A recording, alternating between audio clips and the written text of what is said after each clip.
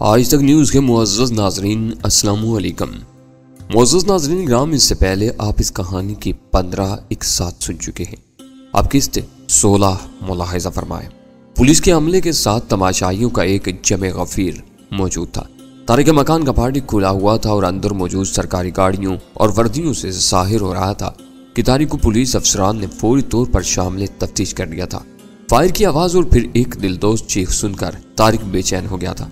आवाज़ें बहुत करीब थीं। वो मुठियां भींचे बेबसी के आलम में ख्वाबगाह में टहलने लगा। टहलते टहलते तकिए के नीचे से रिवाल्वर निकालकर उसके ओवर राउंड चेक किए और सेफ्टी केच हटाकर रिवाल्वर थामे फिर उसी अंदाज में टहलने लगा। ऊपर वालों से उसका कोई राब्ता नहीं था। सारे अहकामात जहांगीर से मिलते थे और आखिरी हुक्म यह था कि वो उन तीनों से दूर रहेगा, हत्ता कि फ़ोन पर भी उनसे राब्ता कायम नहीं करेगा, ख्वाह दुनिया ही इधर की उधर क्यों ना हो जाए। फिर यह अजीब इत्तेफाक था या ऊपर वालों की कोई साजिश थी कि 3 दिन से उसका फोन बिल्कुल बेजान पड़ा हुआ था।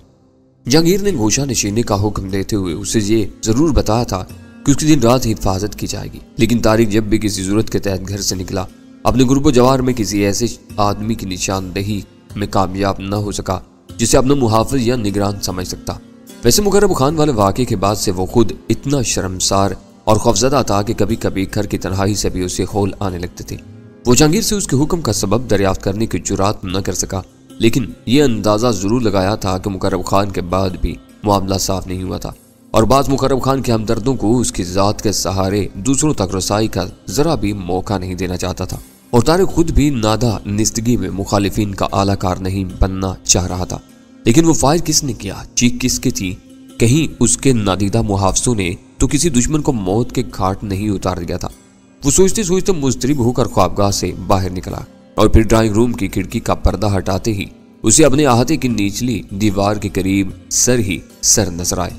उसने फौरन ही पर्दा छोड़ दिया। ख्वाबगाह में वापस आकर रिवाल्वर का सेफ्टी केच चढ़ाया और उसे छुपाकर बाहर निकलने के लिए तैयार हो गया। मरने वाला उसके फाटक से चंद गज दूर पुख्ता फुटपाथ पर मुंह के बल पड़ा हुआ था। उसके सर से बहने वाला खून कसीर मिकदार में दूर तक फैल गया था।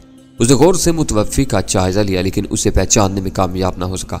उसके कपड़ों पर जा बजा तेल और गरीस के धब्बों से जाहिर हो रहा था कि वो मुतवव्विल लोगों की उस बस्ती का रहने वाला नहीं था, बल्कि कहीं और ही से वहां पहुंचा था। वो लाश का जायजा लेने के बाद सोच में डूबा अंदाजे कायम कर रहा था कि हजूम में पुलिस का शोर बुलंद हुआ और वो बरामदे में रुककर पुलिस की आमद का मंजर देखने लगा। लेकिन वो ज्यादा देर तक तमाशाई न रह सका, क्योंकि लाश का उसके फाटक तक के करीब पाया जाना उसे इस वारदात में गवाह बनाने के लिए काफी था।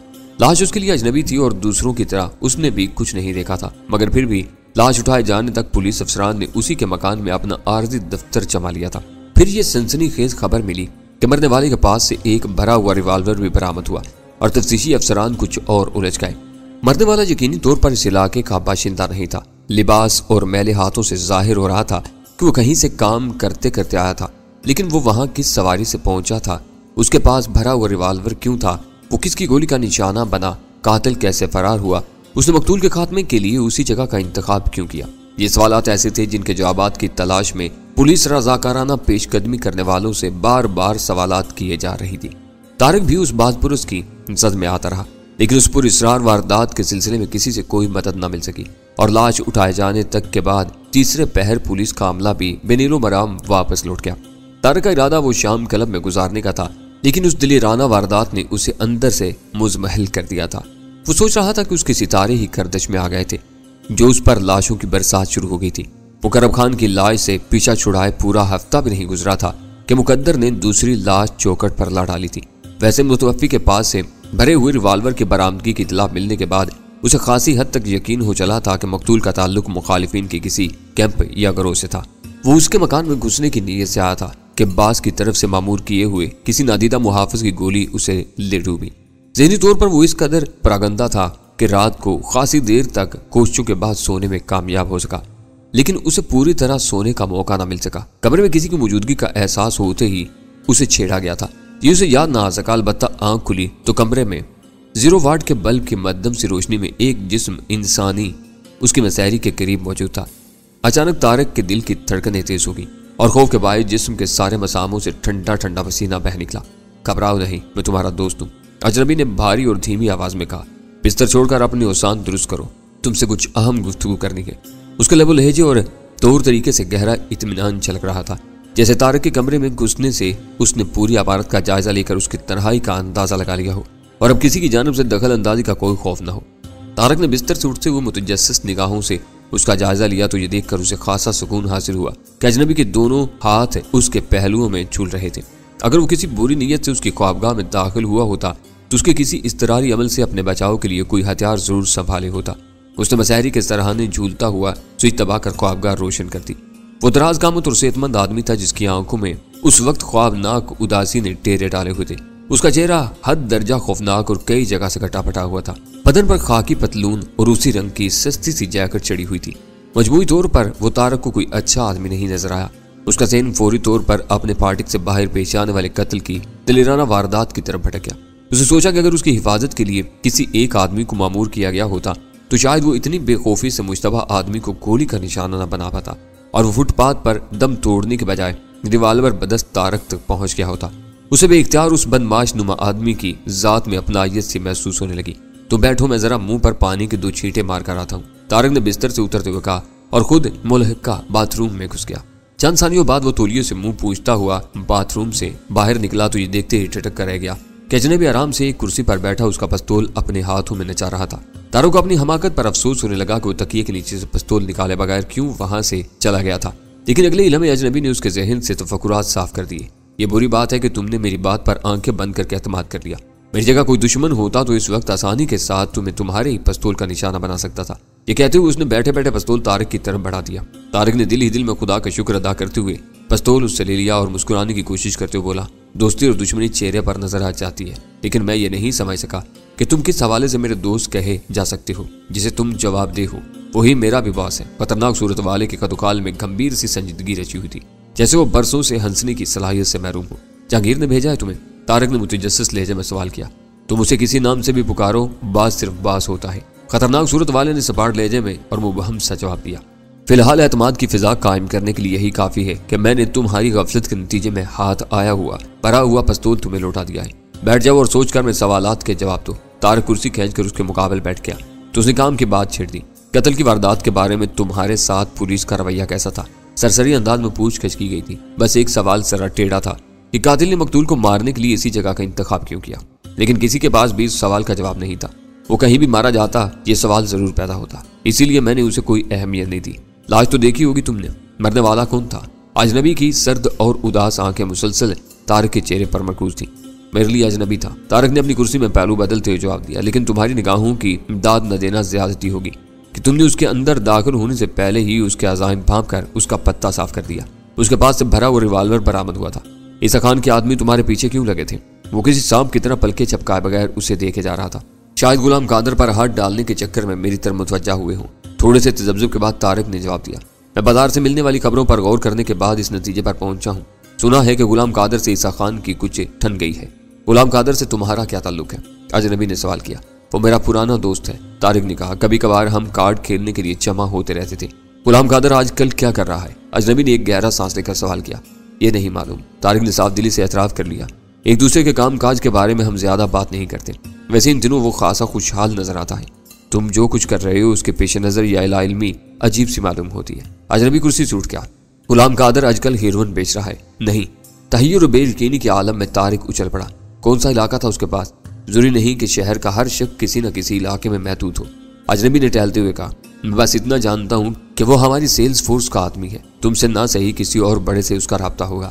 मेरा ताल्लुक तंजीम के इंतजामी शोबे से है।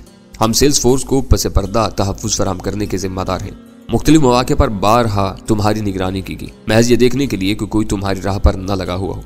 ये बदकिस्मती रही कि ऐसे किसी भी मौका पर तुम्हें और गुलाम कादर को यकजा नहीं देखा गया, वरना बर वक्त तुम्हें उससे दूर रहने की हदायत मिल जाती। अजनबी की गुफ्तगू सुनकर तारक को अपनी अहमियत का एहसास होने लगा। जब से उसने जहांगीर, डैनी और नादर के साथ मिलकर किसी पुरस्कार शख्स के लिए काम शुरू किया था, उसका वास्ता इब्तिदा में डैनी और फिर जहांगीर तक महदूद रहा था। उन्हें किस से और किस तरह हदायत मिलती थी ये उसे मालूम नहीं था, लेकिन अब पहली बार तंजीम का एक अहम आदमी खुलकर उसके सामने आता। उसका मतलब था कि पुरस्कार बास अपने लिए काम करने वालों से कभी भी काफिल नहीं रहा था। अपने हर आदमी की इनफरादी कारगुजारी से भी बाखबर रहता था। ईसा खान के आदमियों से चपकलिश के उस नाजुक दौर में अजनबी का यूं इससे मिलना उसे बेहद अहम महसूस हो रहा था। उसके जहन में एक मुहूम सा ख्याल ये भी उभरा कि शायद उसकी जिम्मेदारियों में कुछ इजाफा किया जाने वाला है, वरना इन सब बातों से उसे बाखबर करना क्या मानी रखता था। मैं खुद हमेशा मोहतात रहा हूँ, तारक ने मुतासवाना लहजे में कहा। समझ में नहीं आता कि ये क्या हो गया, सिर्फ जरा सी बेहतियाती। उसने टहलते टहलते रुक कर रवा रवी में तारक की गोद में पड़ा हुआ पिस्तौल उठा लिया और खेलते हुए बोला, जब आदमी किसी बड़े चक्कर में बढ़ता है तो असूलन ये होता है कि कानून शिकन धंधे करने वाले मारूफ लोगों से दूर रहे, सिर्फ उन्हीं से राब्ता बरकरार रखे जिनके बगैर अपना काम चलना दुश्वार हो। वो टहलते टहलते रुक गया और उसकी तरफ मुड़ गया और जिंदगी से आरी सपाट लहजे में बोला, मगर शायद ये बुनियादी असूल याद नहीं रहा तुम्हें। पहले मुकर्रब खान मारा गया और आज का फिर हंगामा खड़ा हो गया, अनजाने इसका क्या अंजाम हो, क्योंकि उनके सामने तुम्हारी जात मौजूद है। वो समझते हैं कि तुम्हारे या तुम्हारे किसी न किसी साथी पर हाथ डालने में कामयाबी जरूर हासिल हो जाएगी। तारक के वजूद में सनसनीखेज बेचैनी अंगड़ाइयां देने लगी थी। गुफ्तगू मानी खेज रुख इख्तियार करती जा रही थी। उसके अखज़ किए गए नताइज साफ और सादा थे, जिनका मकसद था कि फिल वक्त उसकी जात तंजीम के राजदाराना वजूद के लिए खतरा बन गई थी। मुझे एहसास है, वो अपने लबों पर जुबान फेरते हुए बोला। इस सूरत हाल के अजाले के लिए मैं सब कुछ करने के लिए तैयार हूँ। गुड, वो सपाट लहजे में बोला। हम सब एक मशीन के कुल पुर्जे हैं। तंजीम का वजूद हमारी जाती वकार और पसंद नापसंद से कहीं ज्यादा आम है। आम हालात होते तो मैं अपनी तजावीज़ से तुम्हें बाखबर करता और तुम्हें इसी जरिए से हदायत मिलती जिसे तुम जवाब दे हो, लेकिन मौजूदा सूरत हाल बहुत नाजुक है, लिहाजा मैं तुम्हें अगले अहकामात मिलने तक रुपोशी इख्तियार करने का हुक्म देता हूँ। तुम्हारे मंजरेआम से गायब हो जाने पर शायद तसादुम थम जाए, मैं फौरन इस पर अमल करने के लिए तैयार हूँ। तारिक ने उसके खामोश होते ही कहा, दुश्मनों के अपने वसाइल भी खासे मजबूत मालूम होते हैं। शहर में रहते हुए शायद तुम खुद को उनसे महफूज न रख सको। उसने कहा, बेहतर यही होगा कि तुम कुछ अरसा के लिए ये शहर ही छोड़ दो और अंदरूनी मुल्क किसी गैर मरूफ मकाम पर रुपोश हो जाओ। ये तरीका सबसे बेहतर रहेगा। अपने अंजाम से बेखबर तारक ने उसकी राय से तायद करते हुए कहा, लेकिन तुम्हारा मकान उनकी निगाह में है। तुम्हारी अदम मौजूदगी में वो यहाँ का चप्पा चप्पा छान मारेंगे, इसलिए बेहतर होगा कि तुम हर सुराग साया कर दो जो तंजीम के किसी रुकन से तुम्हारे ताल्लुक की जरा भी रोशनी डाल सके। खतरनाक सूरत वाले ने तजवीज पेश की थी, तुम बेफिक्र रहो, मैं हर सुराग मिटा दूंगा। अभी फौरन काम शुरू कर दो। मैं चाहता हूँ कि रात के इस हिस्से से फायदा उठाया जाए। तुम जहाँ चाहोगे मैं तुम्हें वहां पहुंचा दूंगा। तारक उठ गया। खतरनाक सूरत वाला दुरुस्त ही कह रहा था। अपनी गाड़ी में वो कहीं भी पहचाना जा सकता था। बेहतर होता कि वो फौरी तौर पर खतरनाक सूरत वाले की पेशकश कबूल करते हुए अपना मकान छोड़ देता। तारक के पास कोई बहुत ज्यादा बखेड़ा नहीं था। चंद रुपये, रकम और माल के लेन देन का हिसाब और टेलीफोन डायरी में लिखे हुए अहम नंबरों के अलावा वहां कुछ और न मिल सका। तारक ने सारे कागजात यकजा करके नजरें आतिश कर दी और राख नाली में बहा दी। उस काम से निपट कर तारक लिबास तब्दील करने की नीयत से ख्वाबगाह में कपड़ों की अलमारी की तरफ मुड़ा तो अचानक खतरनाक सूरत वाले ने तारक के भरे हुए पिस्तौल की नाल उसकी दाहिनी कनपट्टी से लगा दी। वापस मसहरी पर चलो। उसकी आवाज सर्द और सपाट थी। तारक ने बुझाए हुए अंदाज में उसकी तरफ देखा और फंसी फंसी आवाज में बोला, मजाक में वक्त जाया ना करो, मुझे तैयार होने दो। लेकिन खतरनाक सूरत वालिद की वीरान और बेरहम आंखों में तैरती हुई सफाकी से जाहिर हो रहा था कि वो पूरी तरह संजीदा था। जो कह रहा हूं वो करो। उसे तारक की कनपट्टी पर पिस्तौल की नाल का दबाव बढ़ाते हुए कहा, तंजीम काफी दिन तक तुम्हारा मजाक बर्दाश्त करती रही, लेकिन तुमने अपनी मुसलसल गैर जिम्मेदारियों से उसकी बका दाव पर लगा दी। अब हिसाब का वक्त आ गया है। तुम क्या चाह रहे हो? तारक बुरी तरह बुखला गया। अब उसे अपनी हमाकतों पर अफसोस हो रहा था। खतरनाक सूरत वाला नहायत मक्कार आदमी था और शुरू से उसने सोचे समझे मंसूबे के तहत हर कदम उठाया था। पहले तारक का भरा हुआ पिस्तौल उसे लौटाकर उसका एतमाद हासिल किया और जब सूरत हाल उसकी मर्जी के मुताबिक ढल गई तो उसने सरसरी अंदाज में एक बार फिर तारक को निहत्था कर दिया और अब हर सुराग मिटवाने के बाद वो तारक की जान के दर पर हो गया था। बिस्तर पर चलो, फिर बताता हूँ, अजनबी ने भयानक लहजे में कहा। चाहे तारक की मुज़ाहमत उसे बुरी तरह खिल रही थी। मौत के चुंगल में आए हुए किसी बेबस इंसान की तरह तारक का ज़हन तेजी से काम करने लगा था। अजनबी ने जो कुछ उसे कहा था वो दुरुस्त ही था। तारक के जरिए तंजीम एक बड़े खतरे से दो चार हो सकती थी जिसका इलाज तारक की रुपोशी ही में था, लेकिन अजनबी कच्चे कामों का आदी नहीं मालूम होता था। वो तारिक को हमेशा के लिए रास्ते से हटाने पर तुला हुआ था। उसके हाथ में तारिक का भरा हुआ पिस्तौल था और तारिक अपनी ख्वाबगाह में मौजूद था। अगर अजनबी उसकी कनपट्टी में गोली मारकर पिस्तौल को उसके हाथ में थमा देता तो उसके कत्ल को बआसानी खुदकुशी का रंग दिया जा सकता था। हर हल्के में यही समझा जाता कि तारिक मुजरमाना सरगर्मियों में मुलव्विस था और अपने फाटक पर एक कत्ल के बाद उसे पुलिस के मुतवज्जा होने का खौफ लाक हुआ तो ज़मीर की कलेजा इंजाम की दहेज से बौखला कर उसने खुदकुशी कर ली। फिर अगर मरना ही था तो वो किसी खौफज़दा चूहे की तरह अपने कातिल के इशारों पर क्यों चले? वो उससे तवाना जरूर था, लेकिन सितारे यावरी कर जाते तो बाजी उसके हक में भी पलट सकती थी। मायूसाना अंदाज में मसहरी की तरफ छोटे छोटे दो कदम उठाते ही तारक बिजली की सी सुराग से पलटा और किसी जोंक की तरह अजनबी से लिपट गया। उसके भयानक चेहरे पर वहशियाना अंदाज में टकरे मारने की कोशिश करने लगा अजनबी तारिक के मुकाबले में किसी भैंसे की तरह मजबूत और ताकतवर जरूर था, लेकिन उसके शदीद रद्द अमल के लिए तैयार नहीं था। लिहाजा तारिक अपनी पहली कोशिश में उसे धकेलता हुआ दीवार तक लेता चला गया। उसी असना में तारिक की कई टकरें उसके चेहरे पर भी पड़ी और वो किसी मगलूब और गज़ब भेड़िए की तरह गुर्रा कर रह गया। उसने अपना पिस्तौल वाला दाहिना हाथ सर से ऊपर उठाया हुआ था ताकि तारिक को पिस्तौल पर हाथ डालने का मौका न मिल सके। अजनबी के कदम उखाड़ देने में कामयाबी पर तारिक का दिल शेर हो गया था। लिहाजा जब उसके शिकार की पूंछ दीवार से टकराई तो तारिक ने उसके बदन को अपनी गिरफ्त से आजाद करके फुर्ती के साथ उसकी पिंडलियां थामने की कोशिश की ताकि टांगे घसीटकर अपने हरीफ को सर के बल फर्श पर गिरा सके, लेकिन नीचे झुकते ही उसके सर पर कयामत से टूट पड़ी। अजनबी ने खासी कुव्वत के साथ पिस्तौल का आहिनी दस्ता उसके सर पर रसीद किया और उसकी टांगे पकड़ने की हसरत दिल ही में लिए वो खुद ही फर्श पर ऊंधा हो गया। फिर उसकी पेशानी पर वजनी जूते की शदीद ठोकर ने तारिक का दिमाग हिला कर रख दिया। उसके हरीफ ने बेरहमी के साथ एक टांग पकड़कर उसे वापस मसहरी की तरफ घसीटा और खुद को बेबस पाकर तारिक ने अचानक ही पूरी कुव्वत से मदद के लिए चिल्लाना शुरू कर दिया।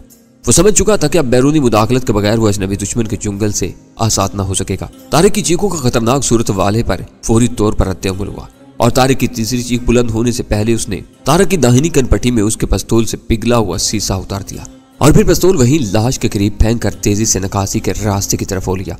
जहांगीर जब तक अकेला था बहुत बेखौफ और चालाक आदमी था, लेकिन वो महसूस कर रहा था कि शादी के बाद उसने अपनी जात को एक नादीदा खोल में सिमट लिया था, जिससे बाहर की दुनिया उसे भयानक और डरावनी नजर आने लगी थी। हालांकि वो बरसों इसी माहौल में डंके की चोट पर पैसा कमाता जा रहा था। पिछले चंद दिनों से शहर में पैदर पैर रुनमा होने वाले वाकयात ने उसे हिला कर रख दिया था।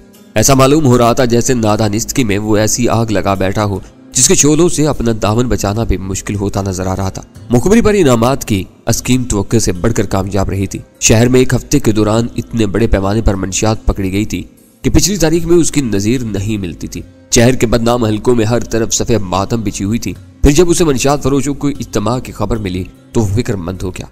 उसके दिल में चोर था और उसे शुबा था कि वो लोग मिल बैठते ही उस नतीजे पर पहुंच जाएंगे कि शहर में हर नशा आवर चीज की बड़ी बड़ी खेपें पकड़ी जा रही थी, लेकिन हीरोइन का कोई केस सामने नहीं आया था।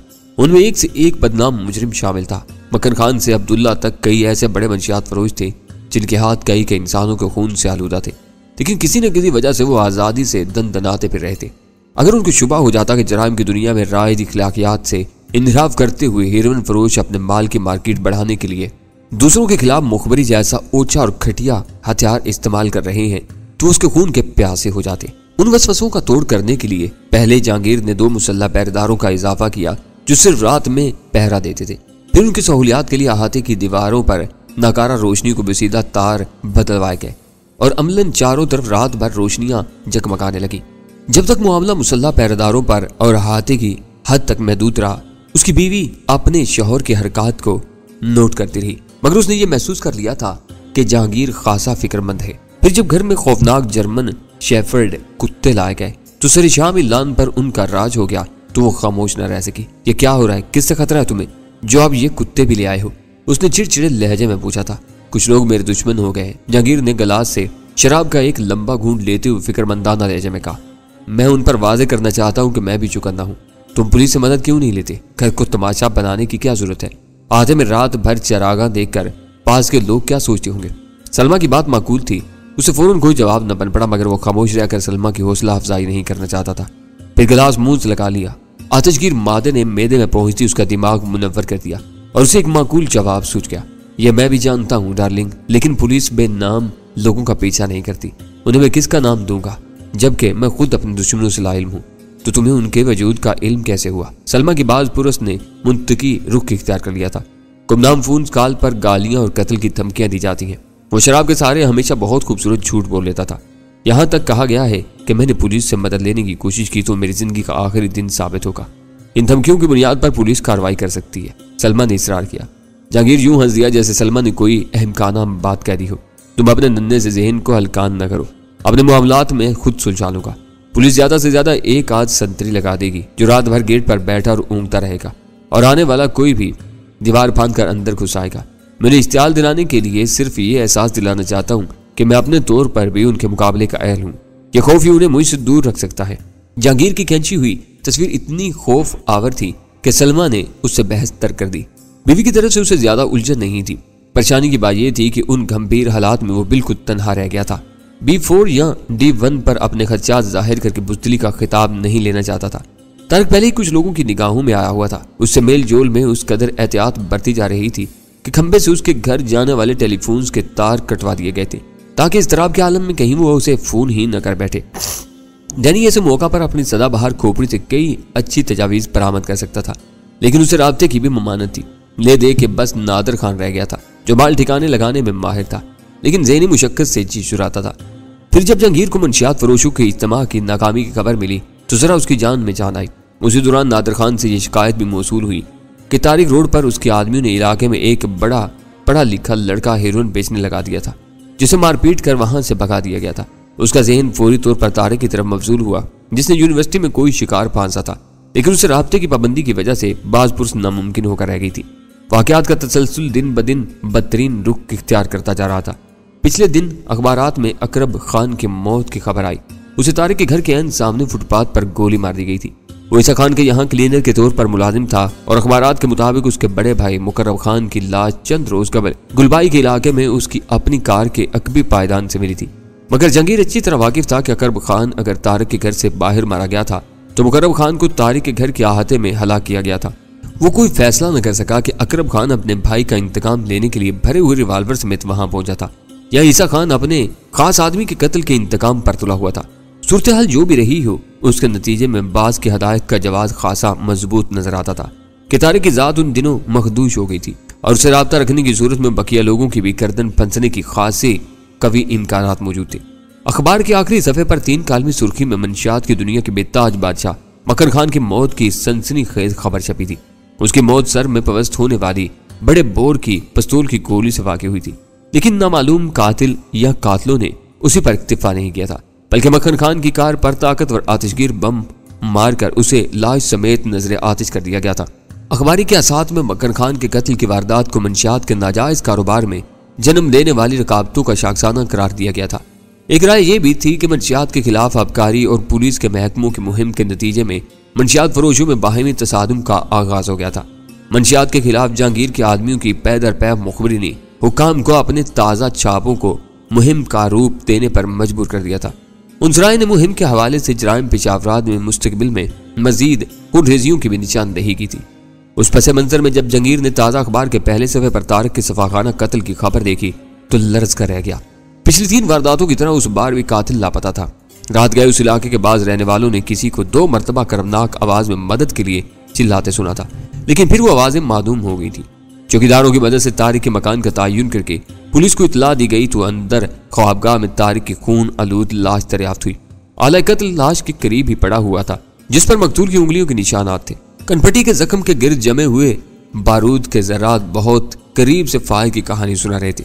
वो कुछ भी हो सकती थी, लेकिन मदद के लिए रात के सन्नाटे में उभरने वाली 2 दिलदोज चीखें और कमरे में पाए जाने वाले मुजाहमत के आसार वाज़े तौर पर कत्ल की निशानदेही कर रहे थे।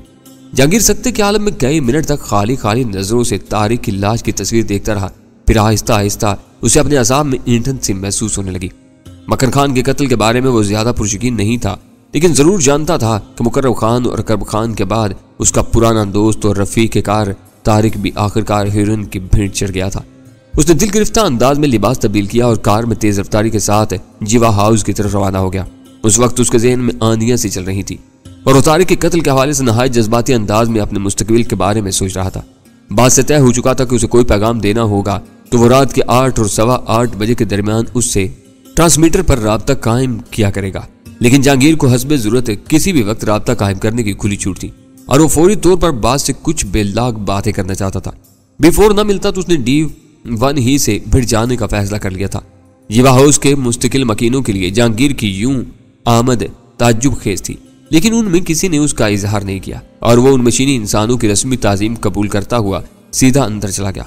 तीसरी कोशिश में रिसीवर पर वो भारी और ख्वाबनाक सी आवाज सुनाई दी जो दिन रात जहांगीर के असाब पर सवार रहती थी। B1 रिसीविंग, क्या बात है, आज इस वक्त कैसे कॉल कर रहे हो, ओवर। बास की आवाज सुनते ही उसका सारा हौसला जवाब दे गया था। सर, आपने अखबार देखा है आज का? उसने सवाल करते हुए अपनी आवाज में हल्की सी लर्जिश महसूस की। क्या है उसमें, वक्त खराब किए बगैर जल्दी बात पूरी करो, ओवर। बास ने खुश्क लहजे में उसे डांट दिया और अपनी बेबसी पर वो दिल महसूस कर रह गया। तारिक रात गए मार दिया गया, ओवर। लहजे पर काबू पाने के बावजूद जहांगीर की आवाज भर आ गई। अफसोस के सिवा कुछ नहीं किया जा सकता। B4 का लहजा गैर हमदर्दाना था। अपने मसाइब का वो खुद जिम्मेदार था। हम कोशिश के बावजूद उसे न बचा सके। ओवर। वो पहले से बाखबर था। जहांगीर चंद सानियों तक खामोश रहा, फिर खुद पर काबू पाते हुए बोला, वो मर गया सर, मरने वाले वापस नहीं आया करते। उसकी लावारिस लाश सरकारी मुर्दा खाने में पड़ी हुई है। मैं उसे वसूल करके तदफीन करना चाहता हूँ। मरने के बाद तो शायद लातअल्की के अहकामात बाकी नहीं रहे होंगे। ओवर। अहमक बनने की जरूरत नहीं। B4 की आवाज बदस्तूर हमदर्दाना रही। अखबारात ने उसका माजी खासा उछाला हुआ है। आखिरी सरगर्मियों के भी खोज में होंगे। बदस्तूर तमाशाई बने रहो। उसके दुश्मन इस वक्त ज्यादा चुकन्ने होंगे और जो मरने वाले से कुर्ब जताएगा उसी के पास फुच्चा दिया जाएगा। अगर इत्तेफाक से पुलिस भी रुजू कर बैठो तो ज्यादा ताल्लुक दिखाने की कोशिश न करना, क्योंकि तुम्हारे लिए यही सूदमंद होगा। ओवर। तो क्या मैं उस लावारिस जनाजे को कंधा भी न दे सकूंगा सर? ओवर। वो जज्बाती लहजे में बोला, जरूर तो इस बार बास को सीले लहजे में कुराया, लेकिन इन 4 आदमियों का बंदोबस्त कर लेना जो तुम्हारी तदफीन कराने का काम कर सके। ओवर। बास के तुंद लहजे से जहांगीर को शदीद सेहनी झटका लगा और वो होश में आ गया और सारा जज्बाती उबाल पानी के बुलबुले की तरह फट गया। मैं माजरत खाऊं सर, वो थकी हुई आवाज में बोला। उसका और मेरा बरसों का साथ था। उसकी मौत ने मेरा दिमाग हिला कर रख दिया था। ओवर। मैं तुम्हारी कैफियत महसूस कर रहा हूँ। ऑपरेटर्स पर बास की ख्वाबनाक आवाज सुनाई थी, लेकिन जब आदमी की ज़हनी हालत ठीक न हो तो उसके लिए बेहतर यही होता है कि कुछ देर के लिए गोशा नशीन होकर नॉर्मल होने की कोशिश करे। आज तुम खुद को कहीं महदूद कर लो। ओवर। बास का लहजा नरम था, लेकिन जहांगीर उसके अल्फाज की चुभन महसूस किए बगैर न रह सका। मैं हिदायत पर अमल करूंगा सर। ओवर। इस वक्त तुम कहाँ हो? ओवर। जीवा हाउस में सर। ओवर। वो पुजमर्दा लहजे में बोला। तारक की मौत पर बास का रद्द-ए-अमल मुंतकी जरूर था, लेकिन जहांगीर को उससे इस कदर सर्दमहरी की उम्मीद नहीं थी। बरसों पुराने कारकुन की मौत को उसकी गलतियों का खुमियाजा करार देकर किनारा कशी इख्तियार कर लेना उसके नजदीक सरासर एक दरिंदगी थी। उसका मतलब था कि वो बस जीते जागते चाकू चुबंद गुलामों का खरीदार था, जो राजदारी बरकरार रखते हुए उसके हर हुक्म की बेचूच रात तकमील कर सके। गुड। बास का लहजा सपाट ही रहा। आज और कल जीवा हाउस की जगह वैरान रहेगी। वापसी से पहले मुलाजमीन को 2 दिन के लिए छुट्टी दे दो और फौरन रवाना कर दो। वो परसों सुबह वापस लौटेंगे। उनके जाने के बाद अमारत मकफिल कर दो। गाड़ी बाहर निकालकर फाटक को ताला लगा दो और जैली दरवाजे से अंदर जाकर चाबियों का गुच्छा फाटक के साथ अंदर लान के दाहिने गोशे में रखे हुए गमले में दबाकर तुम पीछे चले जाओ। जैली खिड़की को बाहर से कुंडी लगा देना। ओवर। ओके सर, जहांगीर ने मुतमाना लहजे में कहा और बास ने गुफ्तगू के इख्तिताम का ऐलान करते हुए शायद राब्ता मुनक़ता कर दिया। जहांगीर ऑपरेटर वापस रखते हुए सोच में बढ़ गया। उसे हैरत थी कि B4 को अपनी मसरूफियात के बावजूद जीवा हाउस से इतनी गहरी वाकफियत थी कि उसने अहाते में अंदर की तरफ रखे हुए एक मखसूस गमले की निशानदेही तक कर दी थी। उसका मतलब था कि वो जहांगीर की लाइल्मी में न सिर्फ जीवा हाउस में दाखिल हो चुका था, बल्कि वहां का तफसीली जायजा भी ले चुका था। फिर उसे याद आया कि D2 ने उसे जीवा हाउस में जा बजा खुफिया ट्रांसमीटर की मौजूदगी की इतला दी थी, जिन पर वो वहां होने वाली गुफ्तगू का एक एक लफ्ज सुनता था।